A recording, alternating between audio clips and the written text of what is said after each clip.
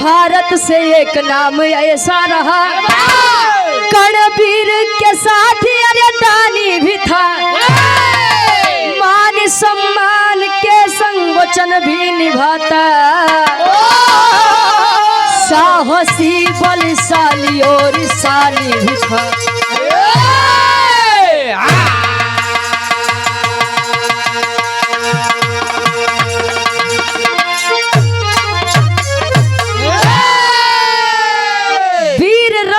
जब भी करे गर्जना, जंग जौहर दिखाता भले कोई ना हर।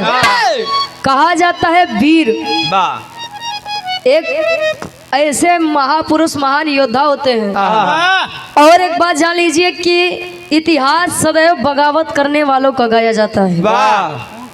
अब आज के समय में तो कुछ जने ऐसा खाए पिए बस हम संतन से का पड़ी, हमके खाए के मिलत बा पिए के मिलत, आप देश दुनिया में का होत बा हमसे का मतलब। और जिस दिन समाज की या सोच बदल जाएगी, शायद भारत देश की स्थिति और दशा चेंज हो जाएगी, बदल जाएगी। महाभारत में वीर कर्ण को आप लोग जाना था कि पूरे महाभारत में कर्ण से बड़ा कोनो योद्धा ही नहीं रहा। लेकिन महाभारत में और लोग बताते हैं, भगवान कन्हैया ने भी बताया है कि आपका सबसे बड़ा पाप, सबसे बड़ा गुनाह यह था कि आप द्रौपदी के साथ हो रहे अत्याचार अन्याय पर आप खामोश रह गए। यही आपका कसूर था। वीर कर्ण को हर जगह यही पर कह के लज्जित कर दिया जाता था, क्योंकि आप एक सूद पुरुष हो, सूद पुत्र हो। और यही पर कर्ण के मनोभाव मनोदशा कम कर दी जाती थी, मनोबल कम कर दिया जाता था। हमरे बिरहा में बहुत सुंदर कवि जी गजल के भाव देते हैं, पूरे बिरहा के निष्कर्ष कैसे।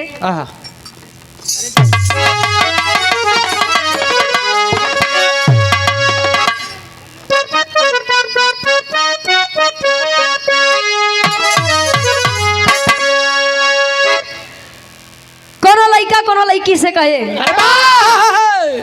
अच्छा कहा जाता है प्रेम करना कोई गलत बात नहीं है। प्रेम तो आसाराम किए थे, साढ़ू है ने। प्रेम करना कोई गलत बात नहीं है, लेकिन प्रेम पाक और पवित्र होना चाहिए, गंदगी ना हो। लेकिन आज के समय में तो देखा था शादी ब्याह हो जात बा, उम्र 40 साल 45 साल के बाद तब वो प्रेमी के चक्कर में बेचारे पति के हत्या कर देते हैं। ज्यादा दूर न जा, ये अपने सुल्तानपुर चांदा के धरती पे कांड भर रहा। कोनो लड़का कोनो लड़की से कहे का,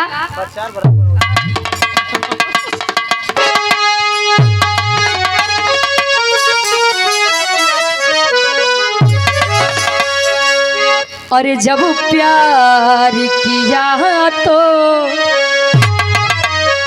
अरे जब प्यार किया तो डरना क्या, जब प्यार किया तो डरना क्या, जब प्यार किया तो डरना, जब प्यार किया तो डरना क्या। कहे प्यार किया है कोई चोरी नहीं की,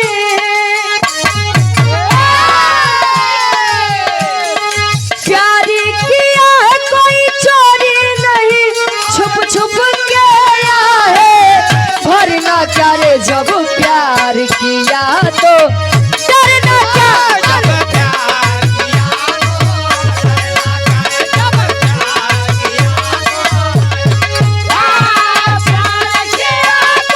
प्यार किया जियो छुप छुप के आया है भरना क्या रे, जब प्यार किया तो डरना क्या, जब प्यार किया तो कहे प्यार किया है कोई चोरी नहीं की, और छुप छुप के आहे काका। अगर कसम क्रिया खाए से मनाई मरत होत ना, विश्वास माना भारत देश के आधी आबादी तो कसमें क्रिया में चली गई। पाकिस्तान पूरा ले ली कहे जान ले तोर कसम, तोहार कसम जान ले, हमारे जिंदगी में तोरे अलावा क्यों है ये नहीं बा। I am single. अच्छा ई दौर बा प्रेम भगवान कन्हैया और राधा जी का था। वाह कहे प्रेम नगर में कुछ आए और कुछ गए। वाह गरम दूध राधिका जी ने पिया था, लेकिन छाले आहा। कृष्ण जी के मुख में भी पाए गए थे। वाह वो प्रेम प्रेम था। वाह प्रेम हाँ हो, हाँ। एकर नमो अधूरा बताई कहाँ से पूरा हुई। वाह अब कवि जी भाव में बताते हैं एक लाइन उन वीरों के लिए कैसे।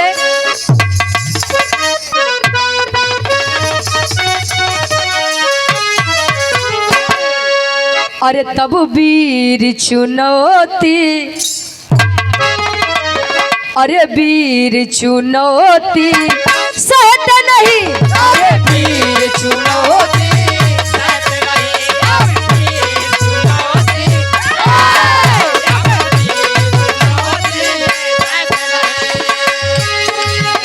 अरे दुश्मन का सारे अरे कलम किए बिन,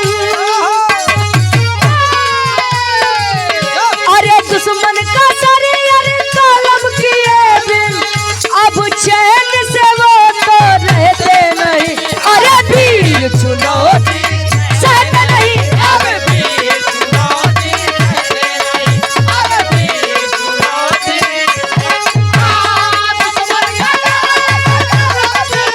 जियो चैन से वो रहते नहीं, अरे वीर चुनौती सहते नहीं।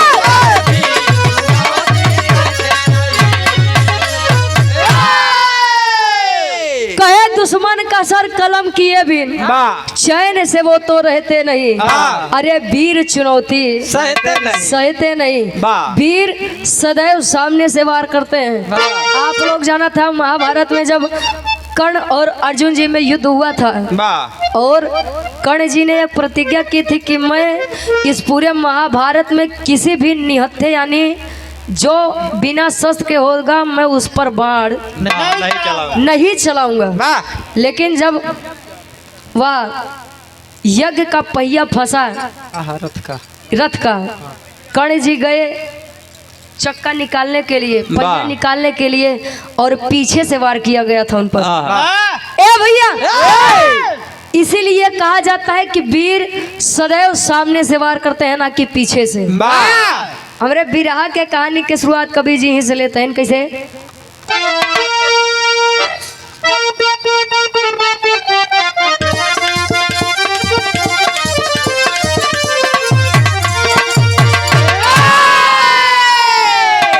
अरे तो चित्रवत राजा की बताती हूँ दस्तान सही, असौरी बिटिया पद्मावती की बखान सही।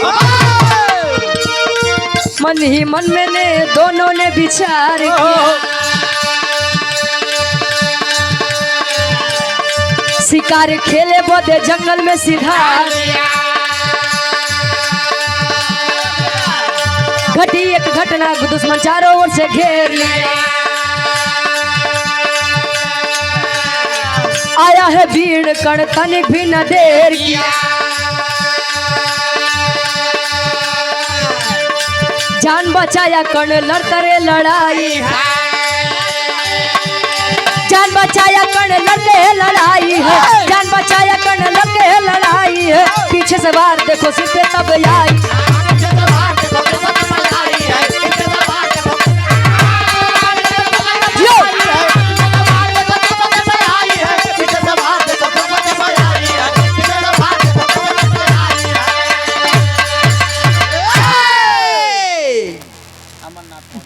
और या फिर देखे गार्जियन जी परम आदरणीय परम सम्मानित आप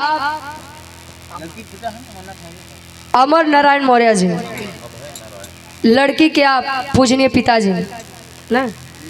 गार्जियन जी के द्वारा ये 500 रुपये आशीर्वाद के चारी के बच्चे अपनी कला में कामयाब रहे। कहानी के तनी ध्यान से सुनिए। चित्रवत राजा के एक बिटिया जेकर नाम असावरी बताया गया। असावरी देखने में बहुत ही खूबसूरत, सुंदर, सुशील और सभ्य थी, जैसे रसगुल्ला। रसगुल्ला करिए हो ए भैया नहीं, कईयों प्रकार के रसगुल्ला होते हैं। वाह एक ठे वाह गोरका टहरा पियर कौन होता। असावरी के साथ एक दासी रहती थी जिसका नाम पद्मावती बताया गया। और पद्मावती असावरी में इतनी बनती कि वो लगवा न करे कि वो दासी है, वो महारानी है। धीरे धीरे समय बीता। एक दिन असावरी और पद्मावती के मन में एक विचार आया। असावरी कहे कि राज दरबार महल में बैठे बैठे बड़ा जी उबत बा, हमार मना जावा चलत तनी जंगल में, तनी जंगल में शिकार किया जाए और थोड़ा सा मनोरंजन भी हो जाए। अब भाई राजा चित्रवत थे, राजा थे, और दूसरी बात उनके पास इतनी सुंदर लड़की भी थी, तो जाहिर सी बात है दुश्मन तो होंगे ही। आज तो देखा था आज के समय में लोग 2-4 बिटिया रखत है, जे करे घरे बिटिया हाँ उनका नहीं दिक्कत बा, लेकिन पड़ोसी के बड़ी दिक्कत रहते यार, 4-4 बिटिया बा, बढ़िया से खाऊ लेते हैं, गदेलन के कोनो कमी नहीं बा। ये है आज के समय में लोगों की मानसिकता है। लोग जानते हैं कि आखिरी के समय में लोग हमारे अपने ही हमको जला देंगे, लेकिन जीवित रहने पर भी लोग इंसान को ही देखकर जलता है। बारे मानो की फितरत, बारे मानो। ए भैया, जब जंगल में गई दोनों शिकार करने के लिए, तब दुश्मन चारों तरफ से घेर लिए, और वारे से बीड़ कर्ण जब जा रहे थे, उन्होंने देखा कि अरे 2 लड़की, लड़की दो लड़की है और दोनों के पास इतने सारे सैनिक, क्या बात है। जब आए वीर कर्ण देखे, युद्ध किए, पराजित किए, और यार युद्ध करते हैं, तब तक एक सैनिक पीछे से वीर कर्ण के सर पर वार करता है। वार किया, असावरी और पद्मावती पीछे से पकड़त नहीं, अपने जंघे पर दोनों लोग कर्ण का सर रख के उसी जंगल में बैठी हैं। धीरे धीरे समय बीता। जब वीर कर्ण को होश आया, कर्ण को जब होश आया तो उन्होंने देखा, अरे अभी तुम दोनों यहाँ से गई नहीं, कहीं कि अरे राजा, राजा हो, वो राजा नहीं यार, मतलब वो देखने में एक राजा की तरह लग रहे थे। कहे अरे आपने हम लोगों की रक्षा की और आपको हम लोग ऐसे छोड़कर थोड़ी जा सकते हैं, हमारा मानिए, आइए हमारे राज दरबार चलिए। वहीं चलिए। राज दरबार में जब अपने पिता के सामने आई, पिता जब असावरी को देखे, बेटी ये कौन है, ये कौन है, तब असावरी इतनी बतिया सुन के सारी घटना बताए, तब ले कहे आप दोनों अंदर जाइए, मैं आपके पिताजी से वार्तालाप करता हूँ, आप लोग जाइए।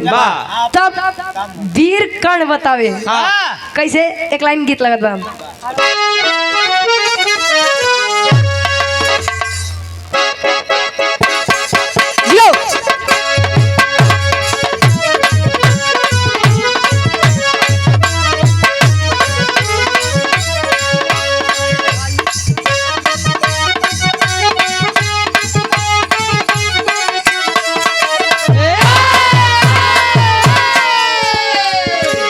सम्मानित हृदय के गार्जियन जी, जो कि परिचय के मोहताज नहीं है, आप राम मूर्ति मौर्य जी और आइन से 100 रुपए आशीर्वाद के चाह रही। ये गीत मार्केट में बड़ी तहलका मचाए रही, बड़ी ट्रेंडिंग गीत रही, जेकरे मोहे सुना है बुढ़वा से लेके जवान तक एक कई गीत।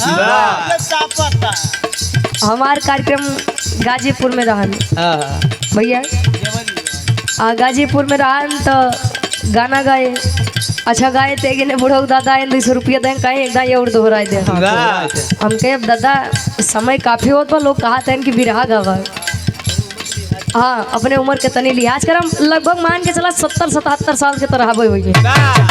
अब यार इतने में बुढ़ो दादा घुसिया गया, कहने काम कर हमार पैसा दे।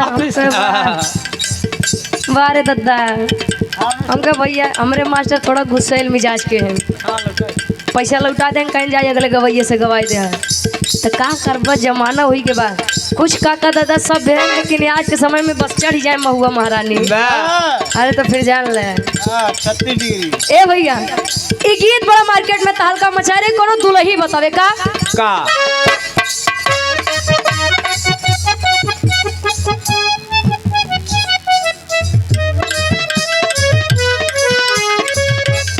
और आप सम्मानित हृदय के गार्जियन जी, आप रामगति यादव जी, दादाजी के द्वारा 100 रुपए आशीर्वाद के चाह रही हैं। दुल्ही बतावे, अरे हाली का कहीं पियावा के बिन चलुए इन जन चापता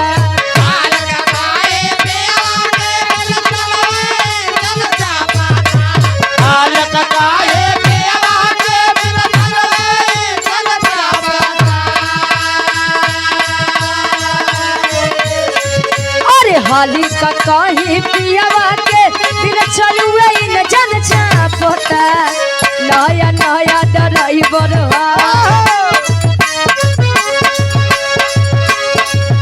अरे नया नया ड्राइवर हर नवे धाई धाई डाबर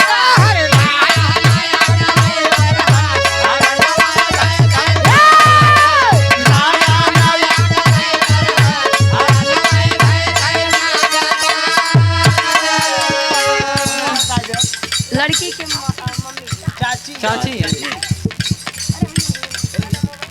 लड़की सुभाष मौर्य सुभाष मौर्य जी बाहुर से ये गार्जियन जी के द्वारा 51 रुपए और आप कन्या पक्ष से यानी लड़की की आप पूजनीय चाची जी धर्म के हमारी भी चाची जी 100 रुपए और शुरुआत में आई कि भैया तोहार लोग के सम्मान करिए आशीर्वाद के चाह रही है और ईश्वर से यही कामना है कि शादी विवाह अच्छे से संपन्न हो जाए बढ़िया से बीत जाए लेकिन ध्यान देंगे बिरहा पे कर्णवीर राजा चित्रवत यानी असावरी के पूजनीय पिताजी से बतावत है का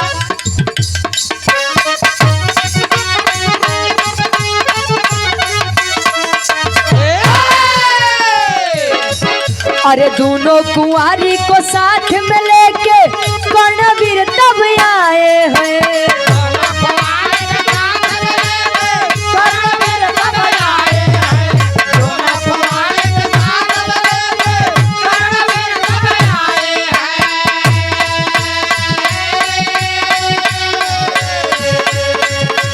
दोनों कुंवारी को साथ में लेके कर्णवीर तब आए हैं जंगल वाली हाल सब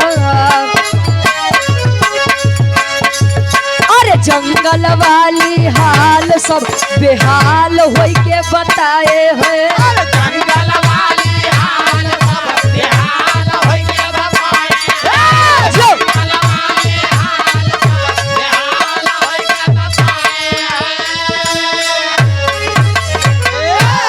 और आप हृदय के गार्जियन जी आप सम्मानित रामचंद्र मौर्य जी और आई से 200 रुपए आशीर्वाद के चारी कि हम बच्चे अपनी कला में कामयाब रहे दानी कर्ण बताए कि राजा ये आपकी बच्चियां अब सयान हो चुकी हैं और अकेले इन्हें कहीं जाने हैं और जब जाना था कि इतना तोहार लोग के दुश्मन है ये तो का जरूरत बा इनका लोग कहीं अकेले भेजे की कहीं कहाँ मिली है दोनों आपको कहीं जंगल में गई थी कुछ सिपाही आके घेरे हुए थे सैनिक घेरे हुए थे मैंने आकर उनको छुड़वाया और जब इतनी बतिया सुने कहीं अरे बेटा तुमने मेरी बच्ची की जान बचा के मुझ पर बहुत बड़ा उपकार किया है बताओ आपको क्या चाहिए रुपया पैसा धन दौलत क्या चाहिए बतावा हम तोरे नाम में अपना आधा साम्राज्य कह दे क्या चाहिए आपको इतनी बतिया जब वीर कर्ण सुने कहे कि हम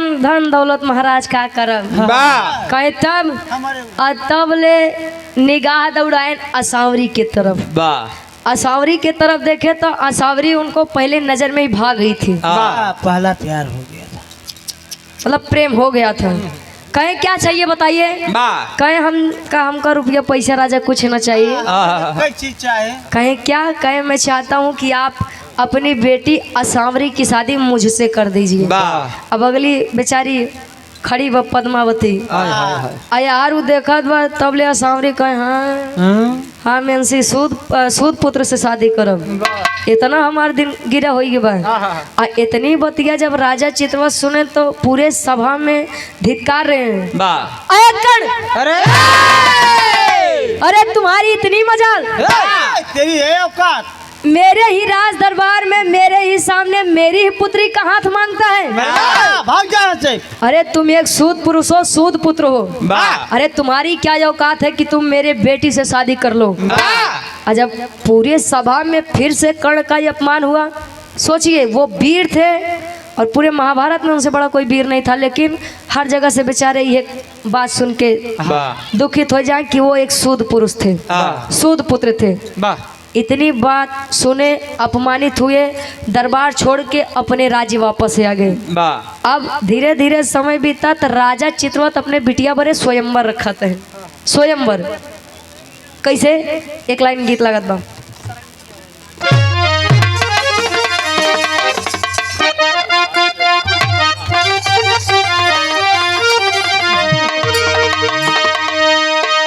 कोनो भौजाई अपने नाना से कहे, वाह नाना देव भौजाई के रिश्ता बड़ा बेजोड़ होते, वाह अगर इनके दूजने के बने तब। वाह अभीर मौर्य पीहू मौर्य। अभीर मौर्य और पीहू मौर्य छोटे छोटे भाई बहन है हमारे। आशीर्वाद दिलाक भैया हम खुदे नहीं ने। कटोरा ले खुदे घूमत है। अच्छा कटोरा लेके कहूँ आशीर्वाद मिलत का यार, अगर मिलत हो तो लेके खड़ा हो जाए, देखा कितना आशीर्वाद कटोरा में पावत है। वाह ए भैया पढ़ लिख के अपने जिला जवार के नाम रोशन करा, अपने माई बाबू के नाम रोशन करा। कोनो भौजाई अपने ननद से पूछे कैसे, वाह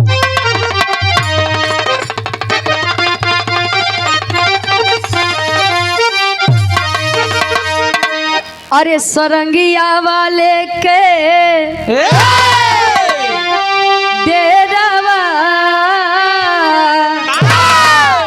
सरंगिया वाले के डेरावा बताई दे रे छोटा की ननदी।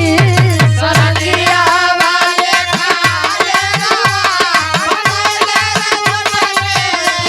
जियो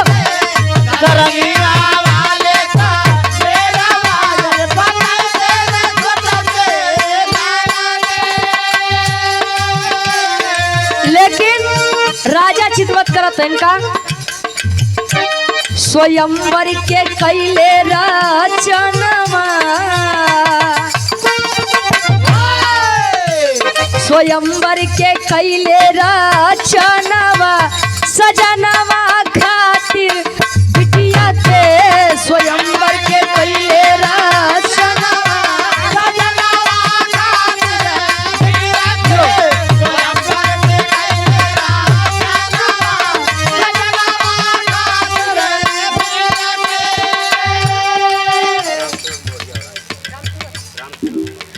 आदरणीय परम सम्मानित राम सेवक मौर्य जी और आई से पुनः ये गार्जियन जी के द्वारा और आइन, अच्छा एक और आई बना, अच्छा हाँ और आइन से गार्जियन जी के द्वारा 100 रुपये आशीर्वाद के चारे कि हम बच्चे अपनी कला में कामयाब रहे।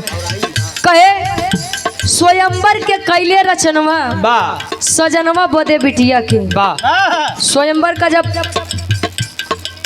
मतलब इजहार हो गया कि बेटिया सांवरी के लिए स्वयंवर रखा जाएगा, वाह निमंत्रण भिजवा दो, पति भिजवा दो, बड़े से बड़े वीर पुरुष वाह को जब यह बात पता चली, बिटिया यार 18 साल 19 साल के बाद, केहू 55 साल, वाह केहू 75 साल, केहू 35 साल। अब भाई राजा वीर जो होते थे सबको यह खबर मिली तब तो सभी चाहता कि कन्याकुमारी हमें भेटाई जाए।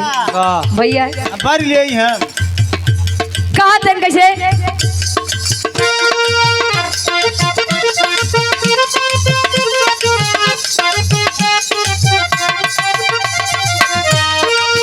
बड़े बड़े वीर योद्धा दुआरा पे तब आए हो, दुआरा पे तब आए हो भैया, दुआरा पे तब आए हो, दुआरा पे तब आए हो भैया, दुआरा पे तब आए हो।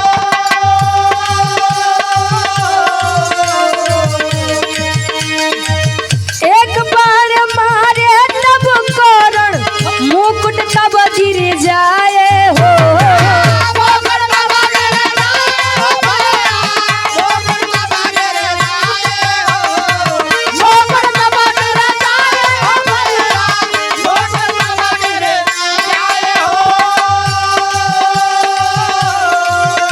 अरे शर्म से झुक गया राजनमा, शर्म से झुक गया राजनवा सजनवा बोले बिटिया के,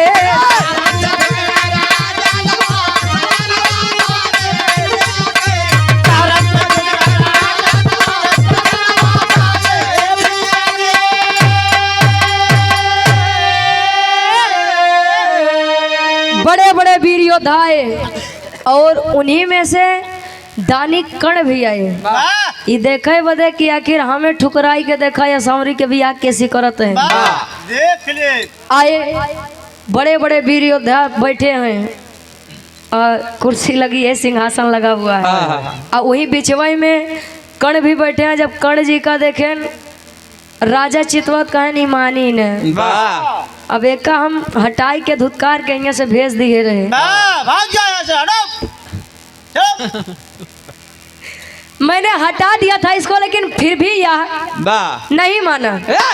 आज तेनकर घमंड टूटे, बड़का वीर बना था, देखा था कितना बड़ा वीर है। जाओ निकल जाओ यहाँ से। अब यार सभी अपना अपना जोर आजमा रहे हैं कि हमसे बड़ा वीर है क्यों नहीं वह। और तब ले वीर कर्ण एक बाण चलाए, राजा जितना बैठा है हमार मुकुट उकुट लगाई के बैठा है वाह गुरुजी, हाँ मुकुट लगाई के बैठा है ना, एक ही बाण कर्ण जब चलाए एक बाण में जितने राजा बैठे थे सभी के सभी नतमस्तक हो गए। नतमस्तक का मतलब जितना जने मुकुट पहने रहे कुल बाण, एक ही बाण कुल जने के मुकुट नीचे कह दे। वाह निहुर गए सर।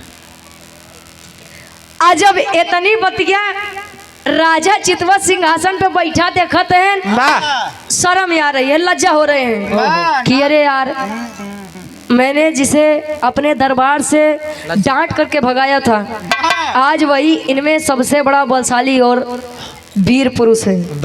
अब इतनी बतिया जब देखी असावरी कहीं अरे लागत लग जाए मुआना माने नहीं है। कहे लागत भाई मानी ना, जेके हमारे बाबू डांट के भेजे ना, हम खुद धिक्कार दे कि हम तोरे जैसा लड़किया से शादी न करब। आज हमारे बाबू के कहाई के चक्कर में लागत भाई ऐसी शादी कर। लेकिन एक बात जान लीजिए, दानी तो थे ही, वीर थे भी, लेकिन उनके अंदर एक और खासियत थी। कौन खासियत कवि जी टेरी के भाव में बताते हैं।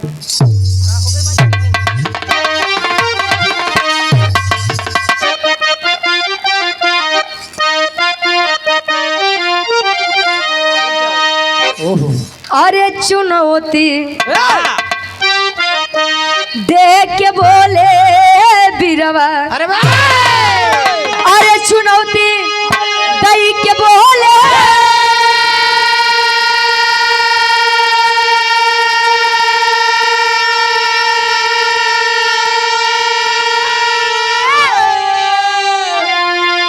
अरे चुनौती देख के बोले बीरवा, तो जबरन ब्याह न करबे तहजीब मिली बपौती, अरे बपौती, अरे बपौती।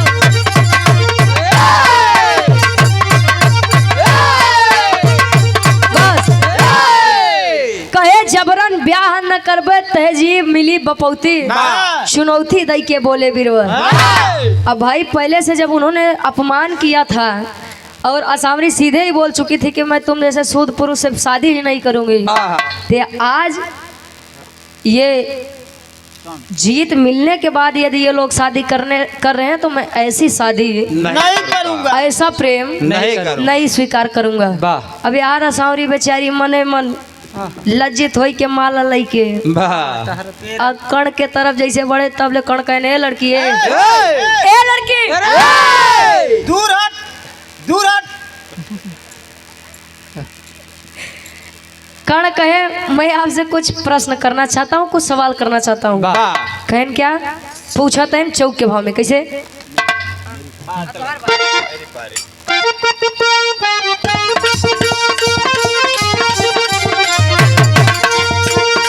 माला लेके चली असावरी,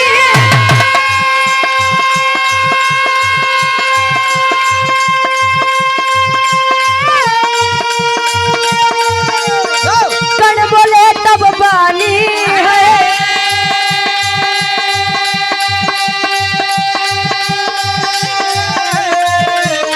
मर्जी से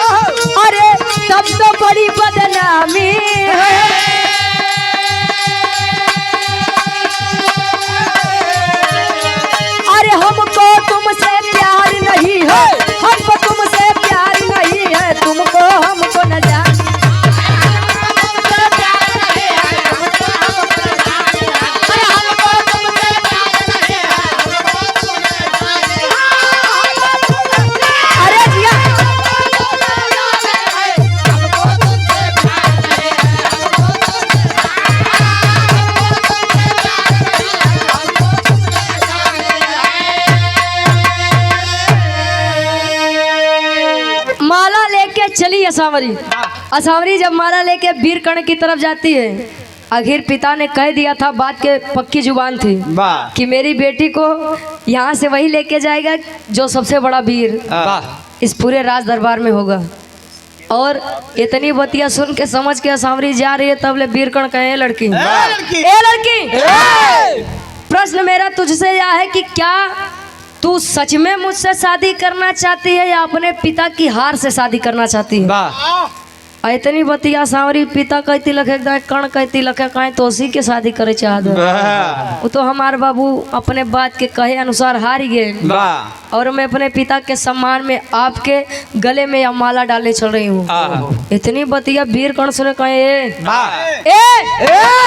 अरे प्रेम करता था मैं तुझसे, वाह लेकिन अगर मुझे तुझसे शादी करनी होती तो शायद उसी दिन यहाँ से खींच के लेकर चला जाता, तेरा या पिता कुछ कर नहीं पाता। वाह लेकिन मैंने इंतजार किया और फिर तू आज कह रही है कि तू मुझसे प्रेम नहीं करती है, तो सुन, मैं भी तुझे आज़ादी देता हूँ, वाह मैं भी तुझसे शादी नहीं करूँगा। वाह असावरी के साथ उनकी दासी जो पद्मावती रहती थी, वो बेचारी ऐसे खड़ी बा लखत बा कि इतने अच्छे पुरुष को, वाह। इतने वीर पुरुष को ये लोग ठुकरा रहे हैं, इनकी पागल पंथी है। वाह और पद्मावती मन ही मन में कर्ण से प्रेम करने लगी। वाह असावरी के ठुकराई के कर्ण करत है का हमारे विराह के आखिरी गीत लगत बा।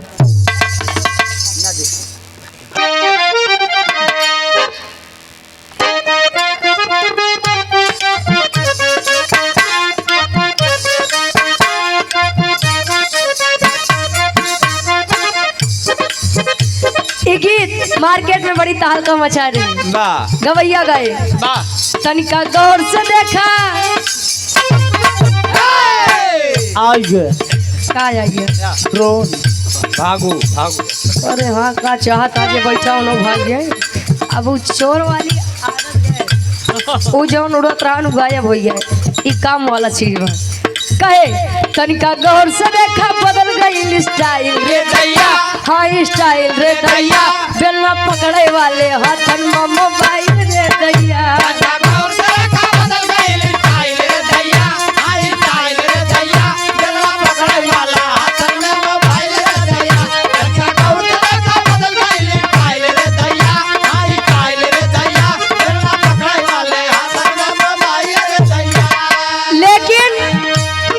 असावरी को ठुकरा करके वहीं दानी कर्ण पद्मावती से पूछते हैं, पद्मावती मैं आपसे शादी करना चाहता हूँ, क्या आप मुझसे शादी करना चाहती हैं? अरे बाप रे, पद्मावती जब इतनी बतिया सुना कहे अरे हम तो यही चाहत रहे। सम्मानित और पूरा हृदय के गार्जियन जी जो कि लगातार सम्मान कर रहे हैं, पवन कुमार यादव जी, अच्छा सॉरी पवन कुमार मौर्य जी, ये गार्जियन जी के द्वारा 100 रुपये आशीर्वाद के चारी और ये 100 रुपये सभाजीत मौर्य जी और आइन से ये 100 रुपये आशीर्वाद के चाह रहे हैं।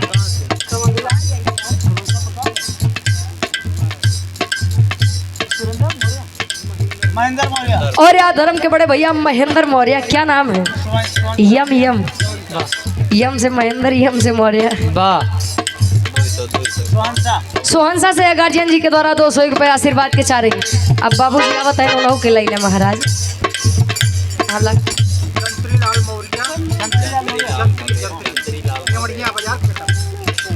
जंत्रीलाल मौर्य, निवड़िया बाजार, खेतापुर।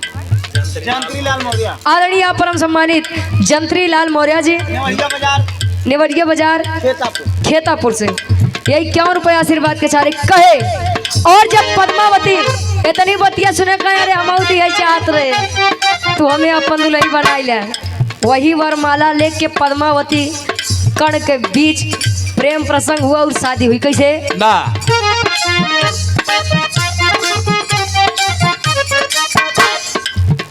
पद्मावती से भैली कर्ण के शादी बाबूजी, हाँ हाँ शादी बाबूजी, शादी वाली जिंदगी छुट्टी मिली आजादी बाबूजी।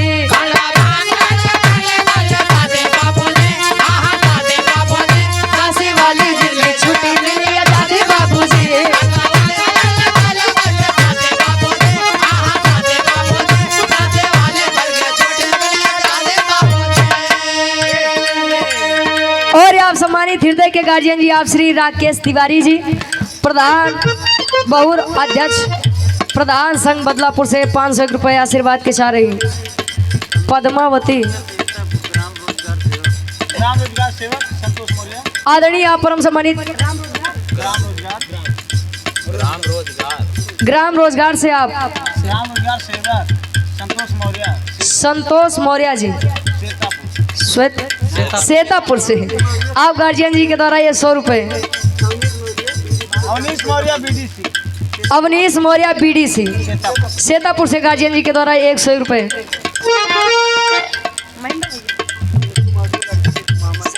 निनकू मौर्य लड़की के मामा निनकू मौर्य और लड़की के पूजनी मामा जी निनकू मौर्य जी, ये मामा जी के द्वारा 100 रुपये राजा राम मौर्य जी सेतापुर से 100 रुपये आशीर्वाद के चार इस भाव का सम्मान करते हुए अरे जिया से कहे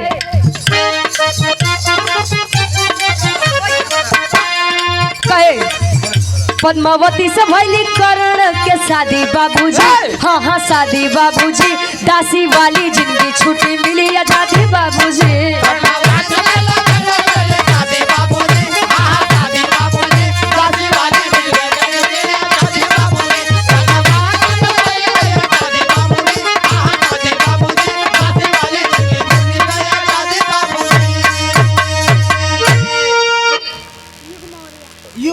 छोटा सा मुन्ना छोटा सा भाई युग मौर्य 51 रुपये, शिवलाल मौर्य 51 रुपये और छोटी सी परी छोटी सी बच्ची आशीर्वाद सारे के मुझे अपनी कला में कामयाब रहे, पढ़ लिख के अपने जिला जवार के नाम रोशन करा। कहे साज के गोरिया चले सिंगार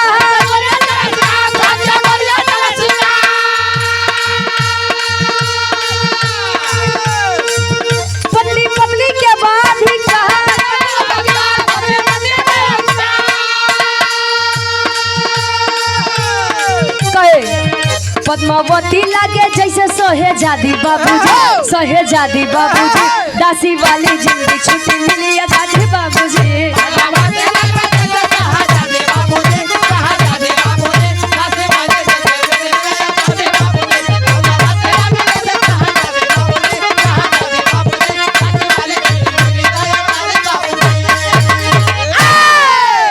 साज के गोरिया चले सिंगार, पत्नी पत्नी के अधिकार, और पद्मावती लागे जैसे सहेजादी बाबूजी। यही है समय। और एक बात जान लीजिए कि संसार में समय से बड़ा बलवान कोई नहीं होता। समय यदि चाह ले तो राजा से रंक बना दे, समय यदि चाह ले तो रंक से राजा बना दे। अब सोच लीजिए प्रेम प्रस्ताव किसके लिए था? असावरी के लिए। और पद्मावती एक दासी थी, लेकिन उसके अपमान ने वीर कर्ण को झकझोर दिया और असावरी को छोड़ के पद्मावती से शादी कर लीजिए। और ये आज पद्मावती एक दासी से रानी बन गई। यही है समय और समय का खेल। शादी किए आ रहे हैं अपने क्षेत्र वापस, अपने राज्य वापस। पहापट के भाव में कवि जी लिखते हैं और यार असावरी और राजा चितवत बेचारे लगते हैं ना को ऐसा की है। इतना बढ़िया वीर पुरुष मिलत रान हमरे बिटिया के, हमारो दिन मोटान रान हमरे बिटिया। ए भैया पहापट के भाव में कवि जी लिखते हैं कैसे? और आदरणीय आप मौर्य टेंट महुली जो यहाँ लगा हुआ है 101 रुपये। अरे यहाँ नहीं, यहाँ लगा है। हाँ बगल बगल का करबा। ए भैया माई भगवती आपके काम में दिन दुना रात चौगुना तरक्की दे। तो रोज ऐसे खड़ा रहे क्या टेंट यार पूरा बोला करे यार। ए भैया पापड़ के भाव में कवि जी लिखते हैं कैसे?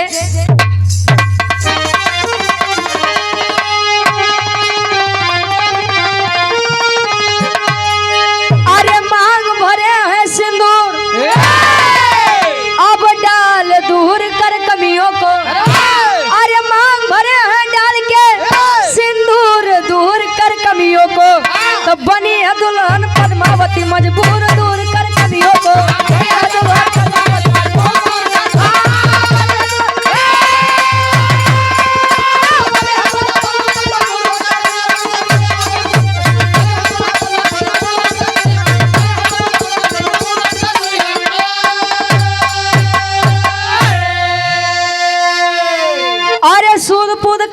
अब कर्ण को बुलाए हैं, तो वीर योद्धा असली अब नाम कमाए हो।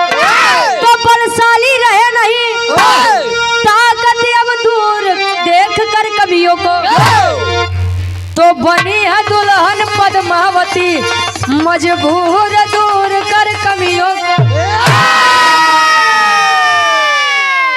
सूद पूद कह के तब देखो हैं बुलाए हो। भैया आप लोग जानते हैं जब वीर कर्ण युद्ध में मारा गया तो उन्होंने भगवान कन्हैया से एक प्रश्न किया था कि क्या सच में मुझे मेरे एक वीर होने पर, एक योद्धा होने का बार बार मुझसे प्रमाण मांगा जाएगा? क्या मैं सच में एक सूद पुरुष हूँ? भगवान कन्हैया ने कहा, अरे कर्ण, तुमसे बड़ा तो वीर योद्धा इस पूरे महाभारत में नहीं था। युद्ध के पहले ही तुम्हारा सुरक्षा कवच कुंडल तुमसे मांग लिया गया था और तुम्हें पराजित करने के लिए अर्जुन का सारथी स्वयं मैं बना था। अरे तो और तुम्हें क्या चाहिए? तुम्हें तुम्हारी वीरताई का प्रमाण देने की अब और क्या जरूरत है? तब उन्होंने पूछा, आखिर मेरा गुनाह क्या था? कहा, गुनाह तुम्हारा कोई नहीं था, लेकिन तुम गलत जगह पे चुप रह गए, यही तुम्हारा सबसे बड़ा गुनाह था। ए भैया,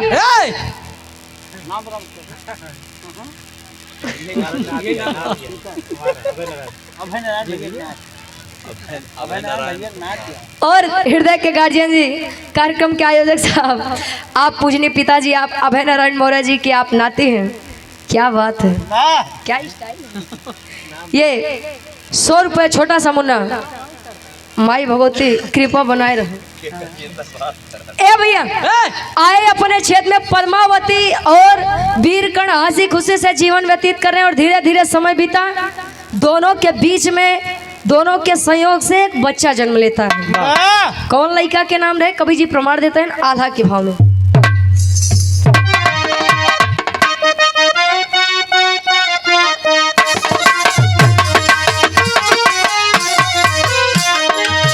खुशी खुशी दिनावा बितावे दोनों लोग,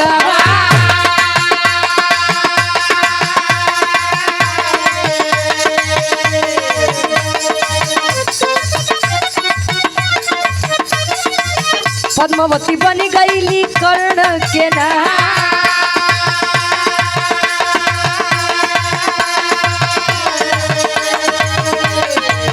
कुछ दिन बीता पैदा भइले एक ललना,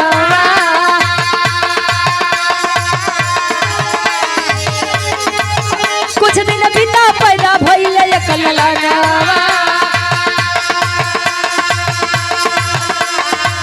वृष के तुनावा पड़ल बरिया,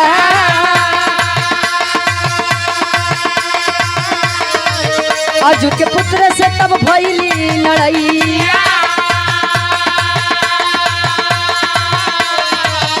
अरे अर्जुन के पुत्र से हो भइली लड़ाई। बबरुआ हदी होले समर में ललका,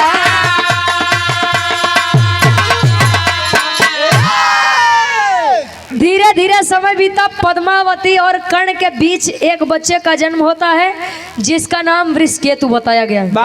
वृषकेतु बताया गया और वृषकेतु जब बड़ा हुआ, आखिर वीर का लड़का था, वीर का बच्चा था। और वीरताई एक बात जान लीजिए काका, खून में पाई जाती है। अगर केहू चाहे कि वीरताई बगावत करे के हिम्मत जाए के दुकानदारी से खरीद लिया वो किराना के, तो का दुकानदारी पे खरीदे वीरताई मिलत है? नहीं मिलती। वृषकेतु जब बड़ा हुआ, अर्जुन एक यज्ञ रचाए थे, अश्वमेध यज्ञ, और उसी में अर्जुन का लड़का बब्रुवाहन और वृषकेतु के बीच में लड़ाई की संभावना जब दिखी, वृषकेतु यज्ञ रोकने आया था और बब्रुवाहन अपने पिता के समर्थन में रखवाली कर रहा था। अब दोनों भाई भाई में हो थका, खड़ी के भाव में कवि जी लिखते हैं कैसे?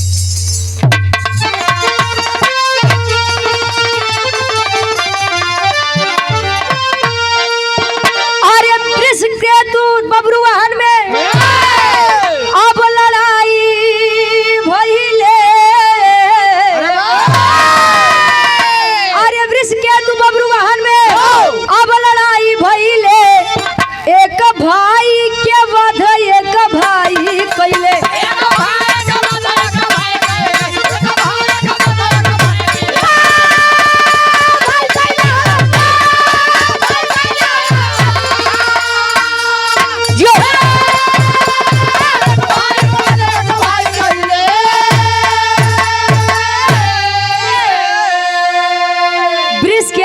बब्रुवाहन में लड़ाई भइले, एक भाई के वध एक भाई कैले। वीरकर्ण किसके पुत्र थे? माता कुंती के। और पांडव किन के पुत्र थे? माता कुंती के। बस कर्ण का जन्म शादी के पहले हुआ था। का भोया हमें चौंका देते हैं। और उन्हें माता कुंती ने अपना नाम अपना अंश देने के लिए मना कर दिया था। और धीरे धीरे समय बीता, पांडव के भाई ही कहलाएंगे वीरकर्ण। और वीरकर्ण के बेटे थे बृहस्पति और बब्रुवाहन किनके पुत्र थे? अर्जुन के। तो दोनों हुए क्या? भाई भाई। एक भाई के वध एक भाई कैले, अपने बाबू के रक्षा करे बदे वो यार खड़ा है, तेगा तलवार ले वो अपने पिताजी की आज्ञा माने बदे खड़ा है। भैया जब आखिरी के महाभारत के युद्ध में पता चला कि नहीं, अर्जुन के भाई यानी पांडव के बड़े भाई कर्ण है, तब बृहस्पति को उन्होंने अपना नाम दिया था उनके मृत्यु के बाद। और बब्रुवाहन बृहस्पति में जब लड़ाई हुई तो बृहस्पति मारा गया था। लेकिन जब ये खबर लगी तब अर्जुन जी ने किया क्या? आखिरी भाव में कवि जी प्रमाण देते हैं। लिखा हुआ आदरणीय आप जय नारायण मौर्य जी सीतापुर लड़की क्या पूजनीय बड़े पिताजी गार्जियन जी के द्वारा 101 रुपये आशीर्वाद के सारे कहे।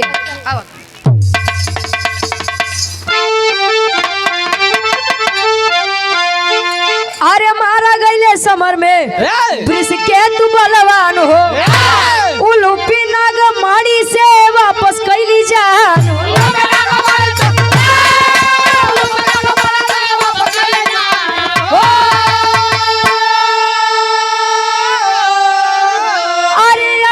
सुमेध यज्ञ में अरे धोखा खैले, अरे अर्जुन सुमेध में आई धोखा खैले, एक भाई के वध एक भाई कई। जब बृहस्पति मारा गया तो उलूपी जो थी वो नागलोक की नाग कन्या थी। और जब अर्जुन को यह पता चला अरे नहीं ये तो मेरे ज्येष्ठ भाई कर्ण का बेटा है, तो उन्होंने उलूपी से आज्ञा की कि आप मेरे इस बच्चे को जिंदा कर दीजिए। उलूपी नागलोक गई, नागलोक से नागमणि लेकर आई और बृहस्पति की जान बची। और बृहस्पति लोग बताते हैं, प्रमाण मिलता है कि बृहस्पति एक ऐसा लड़का था, एक ऐसा वीर पुरुष था जो महाभारत में वीर योद्धाओं में पांडवों के अंत के बाद वही बचा था। महाभारत में एक वही एक वीर पुरुष था बृहस्पति जो बचा था। ये हमारे विराह के शीर्षक रहा कर्ण के शादी और बृहस्पति और बब्रुवाहन के बीच लड़ाई। आखिरी में खानदान के परिचय बा कैसे? गुरु बिहारी गुरु गणेश गुरु रामलाल मोरबा।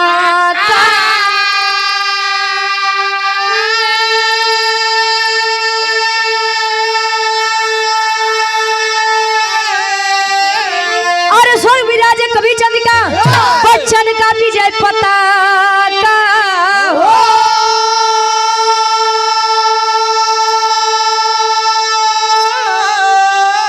अरे चुनौती देख के बोले बीरवा, रुचि यादव गाँव बिरहा के तब का सऊटी, चुनौती देख के बोले बीरवा।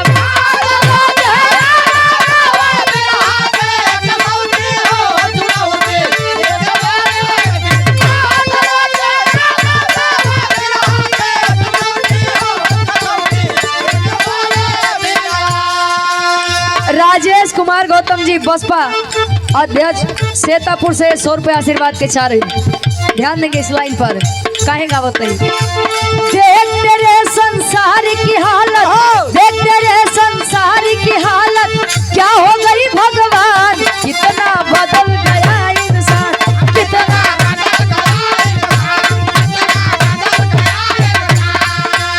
देख तेरे संसार की हालत क्या हो गई भगवान, कितना बदल गया इंसान।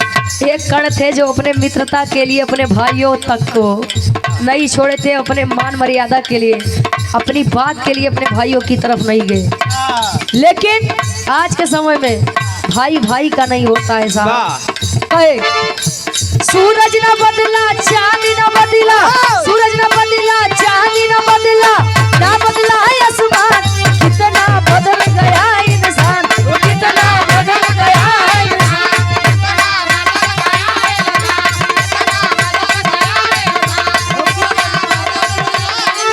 ओ कितना बदल गया इंसान।